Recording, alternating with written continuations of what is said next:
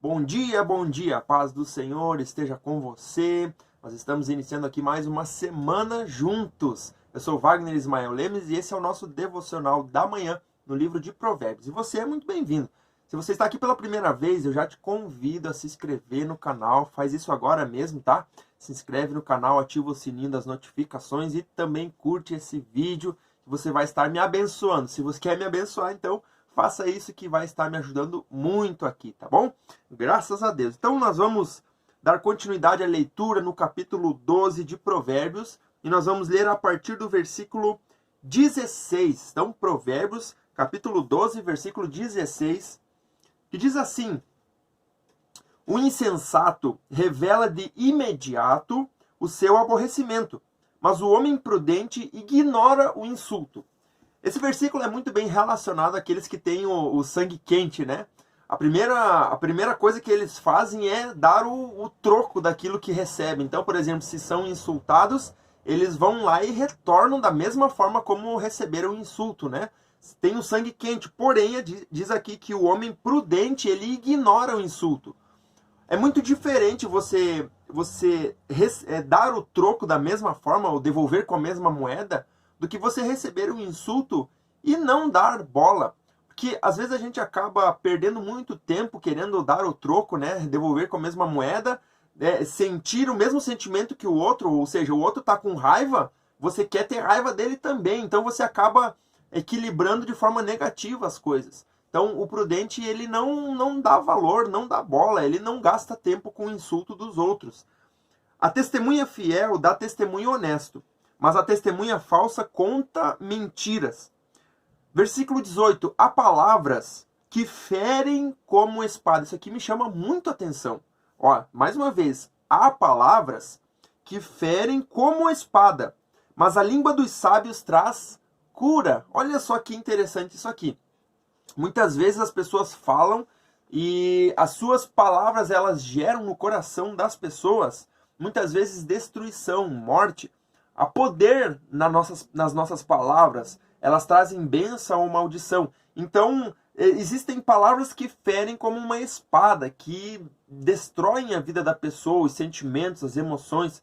Porém, aquilo que os sábios falam edifica, levanta, né, dá direção para as pessoas. Aqui diz que a língua dos sábios traz cura. Em vez de destruir, de deixar a pessoa doente, a língua dos sábios, ou as palavras dos sábios, trazem cura. Os lábios que dizem a verdade permanecem para sempre, mas a língua mentirosa dura apenas um instante. Então a gente vê muito claramente que o livro de Provérbios, ele nos direciona a falar palavras que abençoem a vida das pessoas. Às vezes a gente entra em encrencas sem necessidade, né? A gente fala mal desse, fala mal daquele, não concorda com esse, não concorda com aquele, já bate de frente a fim de destruir a outra pessoa, sendo que isso muitas vezes não seria necessário, porque o sábio, ele controla muito as suas palavras. Ele sabe muito bem que ele pode falar e o que não pode, o que ele deve falar, porque aqui é uma grande diferença. Às vezes a gente precisa falar determinadas coisas, mas a gente se abstém de falar. Também é um erro, porque as palavras, elas podem trazer cura e muitas vezes você fica calado, sendo que você deveria falar. E às vezes você poderia curar o coração de uma pessoa com as suas palavras, mas você fica ali, quietinho. Então o sábio, ele sabe muito bem o que falar e quando falar. E de que forma falar também.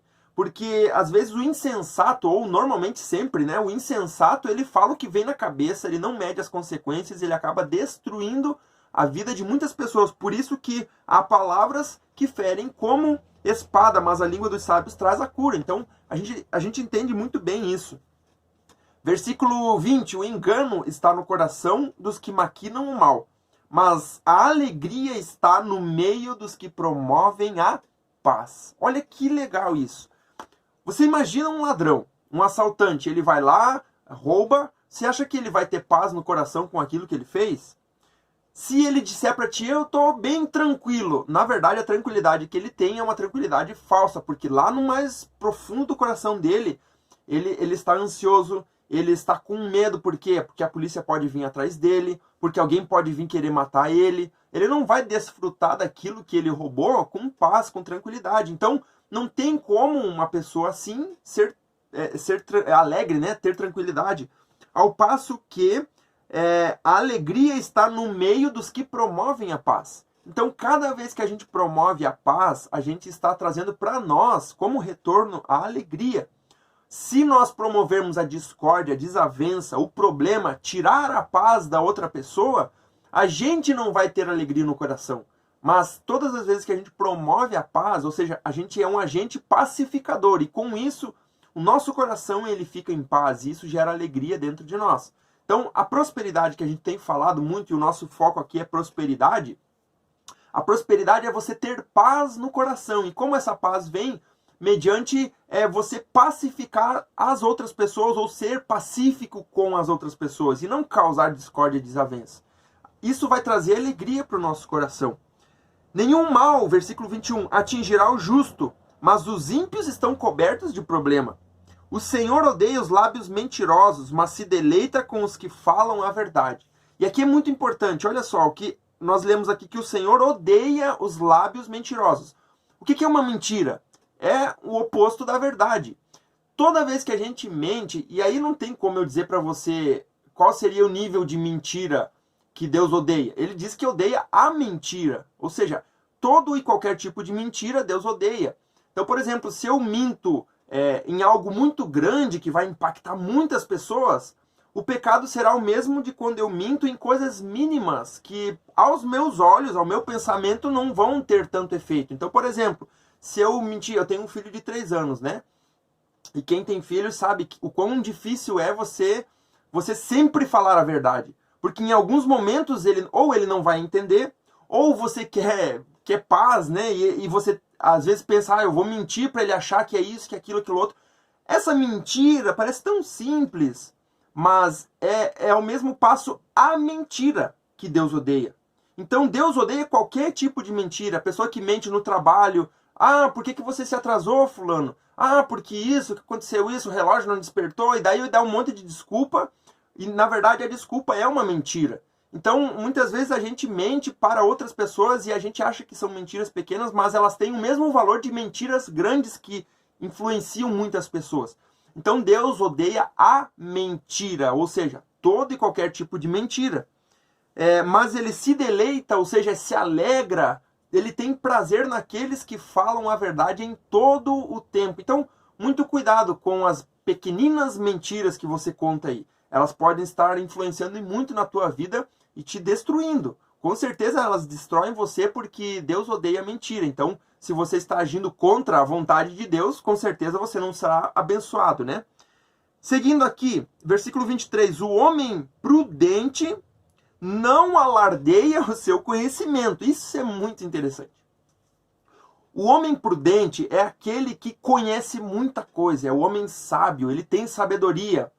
Mas eu lembro aqui de uma passagem de Jesus que diz que nós não devemos dar pérolas aos porcos. O que isso quer dizer? Muitas vezes a gente entra em discussões, muitas vezes a gente quer mostrar a nossa sabedoria, o nosso conhecimento, e não é necessário, ou seja, para pessoas que não vão dar a mínima. Então, por exemplo, quando você fica forçando uma pessoa, por exemplo, você quer evangelizar uma pessoa, né?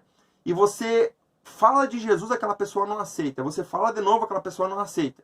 Você começa a falar, e aquela pessoa começa a daí zombar de você, zombar do cristianismo, zombar de Deus, de Jesus, e você continua ali. É como se você estivesse dando pérolas que são preciosas a porcos, ou seja, aquele que não quer saber de nada. E aí você precisa saber o momento de você parar. E esse versículo diz, o homem prudente não alardeia o seu conhecimento. Ele não precisa ficar mostrando para os outros que ele sabe, que ele conhece, ele não precisa se mostrar, né? Mas o coração dos tolos derrama sensatez. Por quê? Porque ele fala aquilo que vem na telha. Ele diz o que ele quer na hora que ele quer, para quem ele quer, e não importa quem está ouvindo, não importa a consequência daquilo que ele está falando, ele vai falar o que ele quiser. Por quê? Porque não tem sabedoria. Mas o homem sensato, o homem prudente, o homem sábio, ele mede muito bem as suas palavras e para quem ele fala as suas palavras, ou aquilo que está dentro do coração dele.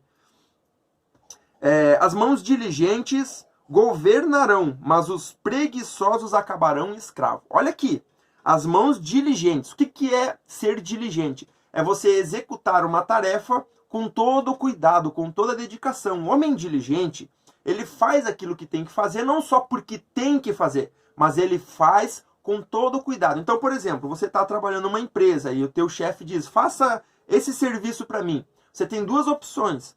Ou fazer aquilo com o coração, né? Não porque está fazendo para o chefe, mas porque você está executando aquele trabalho, ou você fazer porque ele mandou, porque ele disse que tinha que fazer. Então você tem essas duas opções. Só que aquele que faz com diligência governa. Porque ele começa a galgar. Eu lembro de José nesse momento aqui. José, ele fez tudo aquilo que ele fez com diligência. Ou seja, ele estava lá na casa de Potifar. Ele era escravo. Ele estava ali como um escravo, mas ele fazia tão bem, ele era tão diligente que o Potifar colocou ele como o cabeça ali na casa dele. Depois José foi para a prisão e da mesma forma, ele era um preso.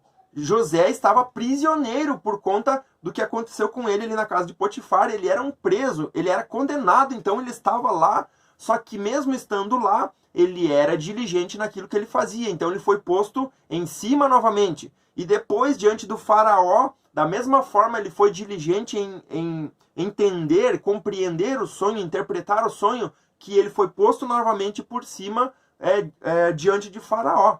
Então, o homem diligente governará, só que aquele que é preguiçoso, que não é diligente, ou seja, que não faz aquilo que tem que fazer, faz só porque os outros estão mandando, esse tipo de pessoa vai se tornar escravo daquele que é diligente, que está governando.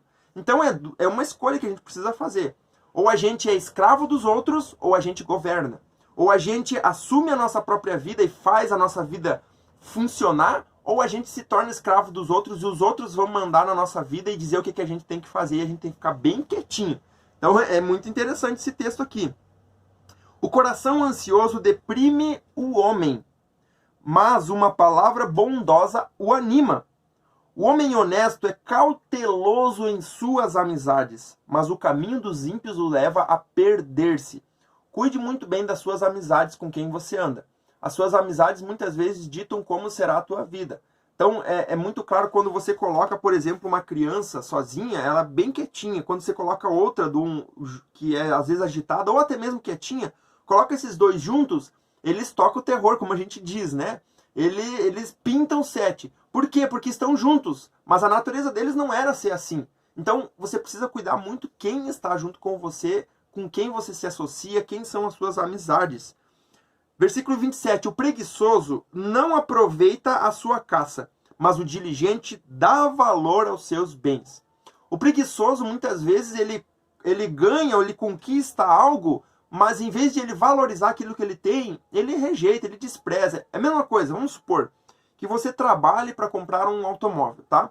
E você não cuida daquele automóvel, você conquistou, conseguiu chegar até ali, você não cuida dele, se desleixa, não cuida dos pneus, não lava, não troca o óleo, por exemplo, não olha se tem água ali no radiador, né? Você deixa ele do jeito que está, o que vai acontecer? Você vai acabar destruindo aquele carro. Ao passo que o diligente dá valor aos seus bens. Ou seja, aquilo que ele conquista, ele cuida. Ele se importa com aquilo porque ele sabe o valor que tem. Então, a gente entende muito bem a diferença entre ser preguiçoso e ser diligente. No caminho da justiça está a vida. E essa é a vereda que nos preserva da morte. Mais uma vez, no caminho da justiça está a vida, ou seja, aquele que é justo, que age com justiça, que é imparcial, que é equilibrado, que é sábio, que é diligente, que é prudente, essa pessoa recebe a vida. Mas nós entendemos que o contrário disso, a impiedade, a crueldade, a maldade, traz a morte. Então a gente precisa fazer essa escolha. Essa é a vereda que nos preserva da morte, a justiça. Amém? Graças a Deus. Nós vamos estar orando agora. Se você pode, feche seus olhos. Vamos agradecer ao Senhor, pedir que Ele venha nos abençoar durante essa semana, nos guardar, nos livrar de todo o mal em nome de Jesus. Feche seus olhos e oremos. Pai, obrigado por essa manhã tão maravilhosa, por essa semana que se inicia. Peço que tu venha abençoar a cada um que está aqui comigo, livra de todo mal, guarda a sua vida, o seu coração, a sua mente, Pai. Levanta, Deus, a cada dia, Pai amado, as nossas vidas, nos dá a direção do Teu Espírito Santo, Pai. Que nós possamos ser diligentes na obra, Senhor, a qual Tu tem nos chamado, no nosso trabalho, no nosso lar, Senhor, na família, Deus, em todas as áreas, ó Deus, da nossa vida, e possamos ser diligentes, ó Deus, ou seja, que possamos fazer bem feito, Deus amado, aquilo que nos foi confiado.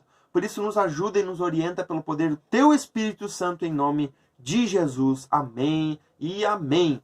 Graças a Deus, que Deus abençoe tua vida. Foi muito bom estar aqui com você nessa manhã. Se inscreve no canal, faça isso agora mesmo, tá? Se inscreve no canal, deixa o teu comentário aqui. O que Deus falou com você a respeito de tudo isso que nós falamos aqui. É muito importante para mim ver o teu comentário ali, me motiva a estar cada vez mais aí fazendo esse trabalho aí com você, tá bom? Se você quiser, aqui embaixo tem o primeiro link, tem alguns cursos aí de capacitação ministerial, se você quer se capacitar aí para trabalhar na igreja local. Então tem alguns cursos ali, vão te ajudar muito. Se você quiser entrar no meu grupo do WhatsApp, também tem o link ali embaixo, tá bom? Que Deus abençoe sua vida e amanhã estaremos aqui, eu espero você. Até lá!